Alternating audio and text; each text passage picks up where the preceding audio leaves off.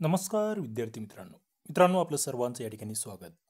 आपण राज्यसेवा पूर्व, combine group बी आणि कंबाईन ग्रुप सी यांचा या ठिकाणी जो कंबाईन सिलेबस आहे, थोडक्यात सारखा सिलेबस आहे, तो बी पब्लिकेशनच्या ठोकळ्यामधून कव्हर करतो आहोत. पूर्व परीक्षेसाठी अत्यंत उपयुक्त असे हे पुस्तक, संपादक अजित कुमार. आणि यामध्ये विशेष वैशिष्ट्य पाहिलं तर आपण NCERTचा टच आहे, स्टेट बोर्ड आहे, याआधी झालेले प्रश्न त्या टॉपिकच्या खाली दिलेले आहेत. आणि आजचा आपला टॉपिक काय? आजचा टॉपिक आपला फार इंटरेस्टिंग आहे. तीनही परीक्षांसाठी राज्यसेवा पूर्व, कंबाईन ग्रुप बी, PSI STISO आणि कंबाईन ग्रुप सी, राष्ट्रीय उत्पन्न, ज्याला आपण नॅशनल इन्कम असंही म्हणतो. मित्रांनो, राष्ट्रीय उत्पन्नामध्ये काय काय महत्त्वाचं असतं ते एकदा लक्षात घ्या. इथे तुम्हाला GDPची कन्सेप्ट महत्त्वाची असते, जी आपल्याला या लेक्चरमध्ये बघायची आहे. GDP, आता ही ग्रॉस डोमेस्टिक प्रोडक्ट. याच्यानंतर याच्यातून घसारावजा केला की जे येतं ते म्हणजे NDP. ती एक कन्सेप्ट आपल्याला बघायची. बघा, इथेच मी काही मुद्दे क्लिअर करून देतोय. GDP, G म्हणजे ग्रॉस, D म्हणजे डोमेस्टिक, P म्हणजे प्रोडक्ट. इथे NDP, N म्हणजे नेट, D म्हणजे डोमेस्टिक आणि P म्हणजे प्रोडक्ट.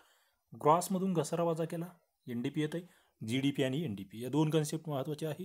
पुढे GNP, ग्रॉस नॅशनल प्रोडक्ट. इथे नॅशनलची कन्सेप्ट येते. आणि इथे नेट नॅशनल प्रोडक्ट, इथे नेटची कन्सेप्ट येते. म्हणजे नेट आणि ग्रॉस, इकडे डोमेस्टिक आणि नॅशनल, हे चार जर तुम्हाला व्यवस्थित शब्द कळालेत, काय ग्रॉसमधून नेट काढायचं असेल तर घसारा मायनस करावा लागेल. ग्रॉस नेटची एक कन्सेप्ट. आणि पुढे ही डोमेस्टिक म्हणजे देशांतर्गत, आणि नॅशनल म्हणजे राष्ट्रीय. डोमेस्टिकमध्ये आपल्या देशामध्ये जे काही उत्पादित होतं आहे ते देशातल्या नागरिक, आपल्या भारताच्या नागरिकांनी केलं असेल, विदेशातील देशाच्या अंतर्गत होत असेल, त्याला डोमेस्टिक म्हणायचं. नॅशनल म्हणजे काय? ज्यांची नॅशनॅलिटी भारतीय आहे त्यांनी ते कुठेही उत्पादित केलं असेल, भारतात किंवा भारताच्या बाहेर, त्याला नॅशनल म्हणायचं. म्हणजे डोमेस्टिकला भौगोलिक सीमा आहेत, नॅशनलला राष्ट्रीय म्हणजे ज्याला आपण नॅशनॅलिटी म्हणतो त्याची सीमा आहेत. ओके, तर या चार कन्सेप्ट आपल्याला बघायचे आहे. आणि पुढे आपण जेव्हा उत्पन्न मोजतो तेव्हा घटक किंमत, ज्याला आपण फॅक्टर कॉस्ट म्हणतो, ती घटक किंमत, आणि दुसरा बाजार भाव, ज्याला आपण मार्केट प्राइस म्हणतो. ओके, घटक किंमत आणि बाजार भाव, या दोघांबाबतच्या कन्सेप्ट आपल्याला क्लिअर असले पाहिजे. म्हणजे तुम्हाला कळतं की 4+2 या 6 कन्सेप्ट जर तुम्ही क्लिअर केल्या तर मग राष्ट्रीय उत्पन्नासंदर्भातला तुमचा कोणताही प्रश्न चुकत नाही. चला सुरुवात करूया. महत्त्वाचे मुद्दे. सगळ्यात महत्त्वाचं म्हणजे राष्ट्रीय उत्पन्न. याच्यामध्ये काय काय समाविष्ट होऊ शकतं, तर अनेक घटक याच्यामध्ये आहे. सगळ्यात महत्त्वाचं देशाचे आर्थिक धोरण जे आहे ते निश्चित करण्यामधील एकदम पायाभूत घटक म्हणून राष्ट्रीय उत्पन्नाचा अभ्यास आपल्याला करावा लागतो. आता इथे एक प्रश्न अनेक वेळा येऊन गेला आहे, तुम्हाला हा प्यारा तुम्ही हायलाईट करून ठेवा किंवा याला नोट डाऊन करून ठेवा की सगळ्यात आधी भारताचं राष्ट्रीय उत्पन्न कोणी मोजलं? मग उत्तर येतं आमचं दादाभाई नौरोजी. कधी मोजलं? 1867-68 या ठिकाणी मोजणी गेली. त्यामध्ये राष्ट्रीय उत्पन्न 340 कोटी, दरडोई उत्पन्न जवळपास 20 रुपये वार्षिक, अशा स्वरूपाचे निष्कर्ष होते, माहीत असले पाहिजे. पुढे उत्पन्न हे 4 पद्धतीने मोजले जाते. मग त्याचे 4 पद्धती, ते प्रकार आम्हाला तेही माहीत असलं पाहिजे. त्यामधलं तुम्हाला मी सांगितलं, पहिलं डोमेस्टिक, ज्याला आपण GDP म्हणतो. GDP, ग्रॉस डोमेस्टिक प्रोडक्ट, पहिली मेथड उत्पादन मोजण्याची. इथे तुम्हाला सांगितलं मी, डोमेस्टिक हा शब्द जेव्हा येतो ना, तेव्हा भौगोलिक सीमेच्या आत, याला तुम्हाला हायलाईट करावं लागेल. कन्सेप्च्युअली तुम्हाला पुढे घेऊन जातोय. आणि इथे अंतिम वस्तू आणि सेवाचे उत्पादन. जेव्हा उत्पादन तुम्ही मोजतात तेव्हा वस्तूसुद्धा असू शकतात, सेवासुद्धा असू शकतात. पुढे त्याचं मूल्य कोणतं? तर मौद्रिक मूल्य, पैशातील मूल्य म्हणूया थोडक्यात. ओके, आणि मग हे अंतिम हा शब्द आहे, पुन्हा अंतिमचा अर्थही महत्त्वाचा आहे, तो म्हणजे शेवटच्या उपभोगाची वस्तू. आता ही कशी ओळखायची? समजा इथे एक उदाहरण दिलं आहे अत्यंत चांगलं, ते म्हणजे तुम्ही या ठिकाणी म्हणता की बांबू. या ठिकाणी आम्ही बांबू उत्पादित केलं आहे. तुमचं म्हणणं इथे बांबूची लागवड आम्ही केली, ही वस्तू या ठिकाणी झाली. पुढे बांबूपासून तुम्ही इथे गेलात, कागद तयार केले. ओके, ही दुसरी वस्तू झाली. कागदापासून पुढे तुम्ही गेलात आणि वही तयार केली. ओके, तिसरी वस्तू झाली. तुम्हाला राष्ट्रीय उत्पन्न मोजायचं आहे, तुम्ही बांबूचं मोजणार, वहीचं मोजमाप करणार, हे कागदाचं मोजमाप करणार, ती वहीचं करणार. तिन्हीपैकी एकाची तुम्हाला किंमत काढायची आहे. फायनल तुम्ही वहीचं उत्पादन गृहीत धरणार. कारण वही कशापासून बनली? कागदापासून. कागद कशापासून बनला आहे? बांबूपासून. म्हणजे तुम्हाला बांबू मोजायची गरजच नाही आहे, तुम्हाला कागदही मोजायची गरज नाही. फायनल वस्तू, उपभोगाची वस्तू, त्या लेव्हलला जेव्हा तुम्ही ते उत्पादन मोजतात तेव्हा त्याला म्हणायचं GDP. काय? GDP. आणि हे इथे तुम्हाला एक लहानसा प्रश्न विचारला, किती वर्षासाठी? एका आर्थिक वर्षासाठी. तुमचा अर्थव्यवस्थेच्या वाढीचा दर कशावरून कळतो? तर GDP वरून. मात्र GDP ही संख्यात्मक आणि गुणात्मक दोन्ही वाढ असते का? नाही, फक्त संख्यात्मक वाढ. यातून गुणात्मक वाढ लक्षात येत नाही. GDP संदर्भातले महत्त्वाचे मुद्दे.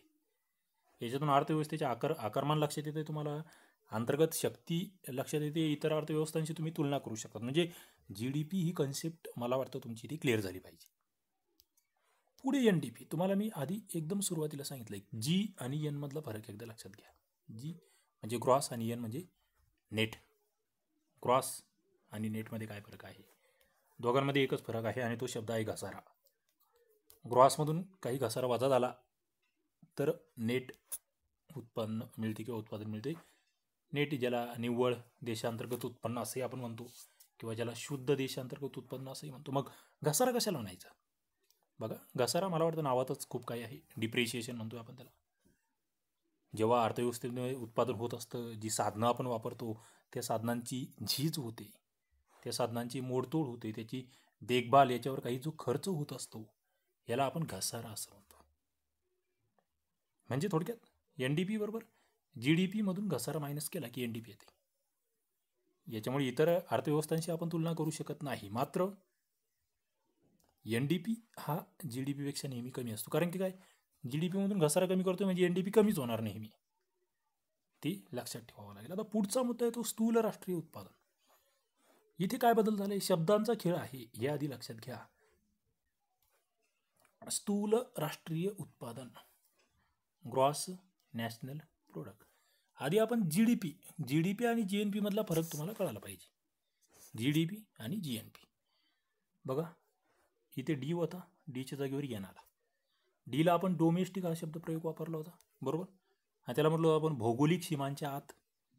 N मध्ये तसं नाही आहे. भौगोलिक सीमा कोणती असू दे, म्हणजे तुम्ही हा भारताचा नकाशा काढला, या सीमांच्या आत जे होणार त्याला आपण डोमेस्टिक म्हणणार. ओके, उत्पादन किंवा त्याची आपण किंमत मोजतो ती. मात्र नॅशनलमध्ये काय माहिती का? इथे जे होतं ते आपण मोजतोय आणि बाहेरच्या देशात, म्हणजे आपल्या देशातले काही लोक बाहेर गेले, त्यांनी आपल्याकडे उत्पादित करून पैसा पाठवला आहे, तोही आपण मोजणार नॅशनलमध्ये. मात्र इथे एक मुद्दा आहे की बाहेरच्या देशातले लोक आपल्या देशात आले, त्यांचं उत्पादन जे आहे ते आपण मायनस करणार. मग इथे भारतीय लोकांचं उत्पादन आहे फक्त नॅशनलमध्ये. डोमेस्टिकमध्ये भारतातील लोकांचं उत्पादन आहे. मुद्दे लक्षात घ्या. भारतातील म्हणजे भारतात मग राहणारी ती भारतीय असू शकतात, परदेशी असू शकतात. डोमेस्टिकमध्ये आपण सगळे मोजणार. मात्र नॅशनलमध्ये फक्त ज्यांची नॅशनॅलिटी भारतीय आहे, ती भारतात असो किंवा विदेशात, ती आपण मोजणार. सगळ्यात महत्त्वाचं म्हणजे कदाचित पुस्तकात लिहिलेलं तुम्हाला कळणार नाही, मात्र मी जे तुम्हाला सांगितलं ते कळायला पाहिजे. थोडक्यात काय, त्याला व्याख्याच्या स्वरूपात घ्यायचं झालं तर देशातून बाहेर गेलेले मूल्य वजा करायचे आणि परदेशातून देशात आलेले उत्पन्न मिळवायचे, हे आपलं नॅशनलमध्ये अपेक्षित आहे. मग यामध्ये कोणतं प्लस करायचं आपलं? परदेशातून देशात येतं म्हणजे काय काय होतंय? कर्ज दिलं आपण, त्याचं व्याज भेटतंय, ते आम्ही मिळवणार.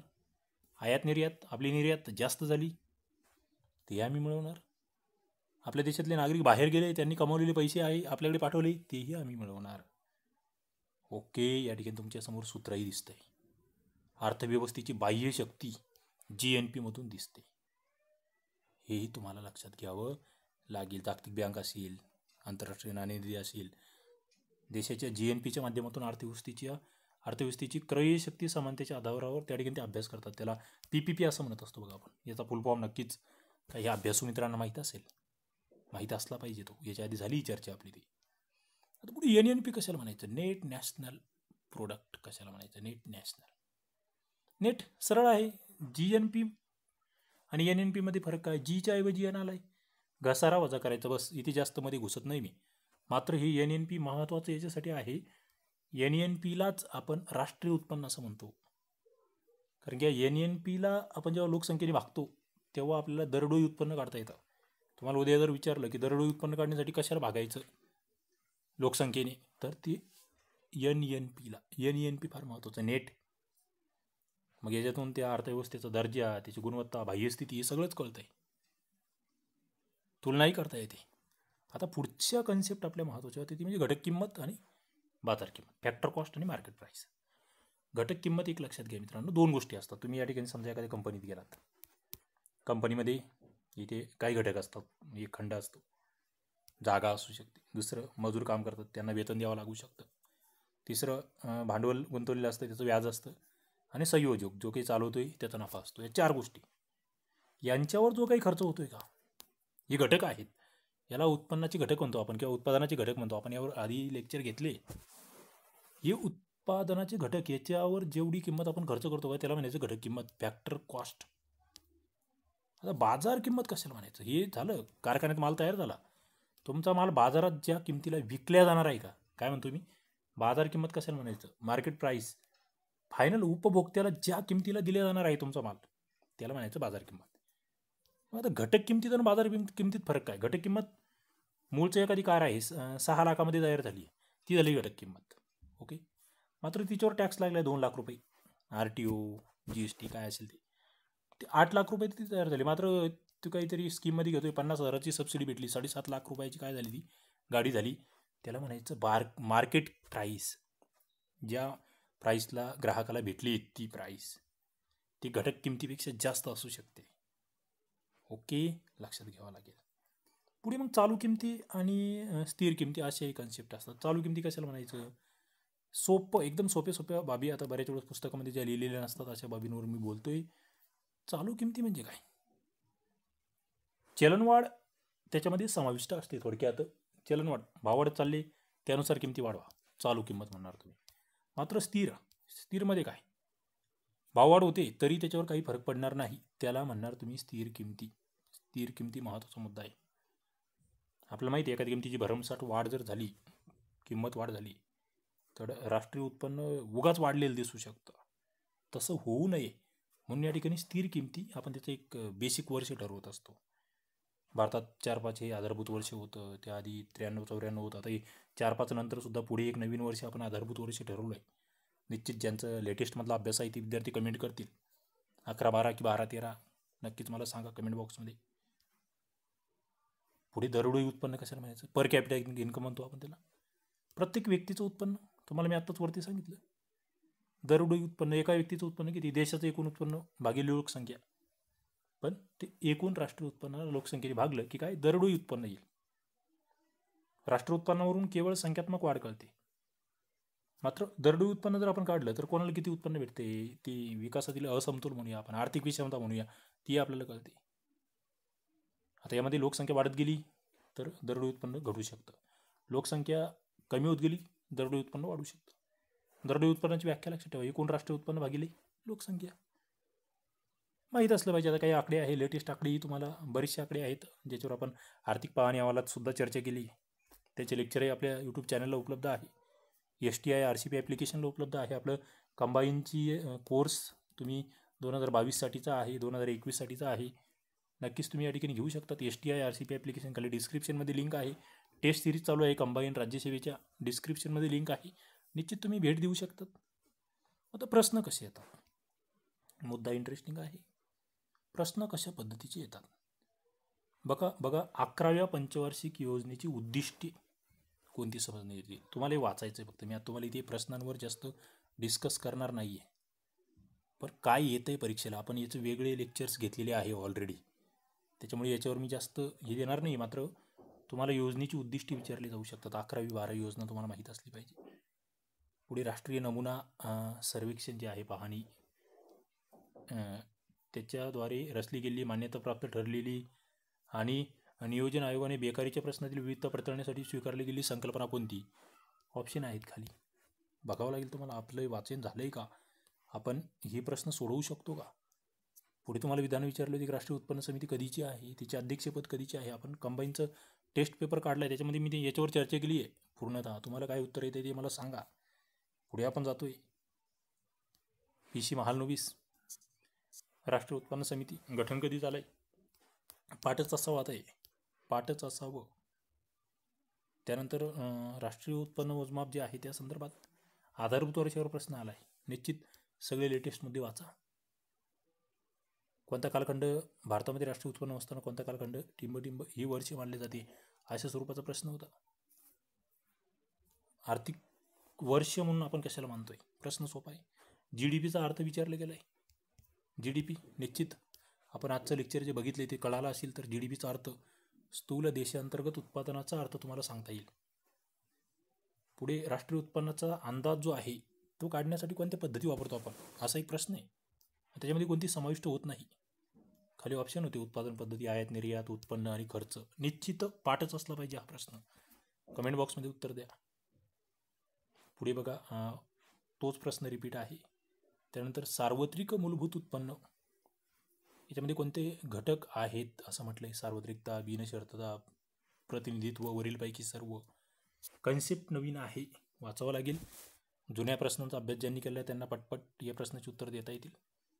पुढे थॉमस पिकेटीचं पुस्तक आहे कॅपिटल, त्यामध्ये कशाचं विश्लेषण आहे असं विचारलं होतं. खाली ऑप्शन आहे तुमच्यासमोर, त्याचे उत्तर अपेक्षित आहे.